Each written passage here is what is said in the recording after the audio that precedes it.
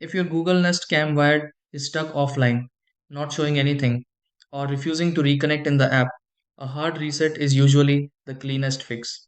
These cameras depend on saved Wi Fi credentials and account pairing, and when that connection breaks, especially after router changes or app issues, the camera can get stuck in a loop. Restarting doesn't always solve it because the faulty data is still stored inside. A hard reset clears everything completely and lets you start over like a brand new setup. The important part is holding the reset long enough to trigger a full wipe. Let's go step by step. Try this. 1. Keep the camera plugged in and powered on. 2. Locate the reset button on the back or base of the camera. 3. Press and hold the reset button continuously for several seconds. 4. Watch for the status light to blink or change color. 5. Release the button once the reset process begins.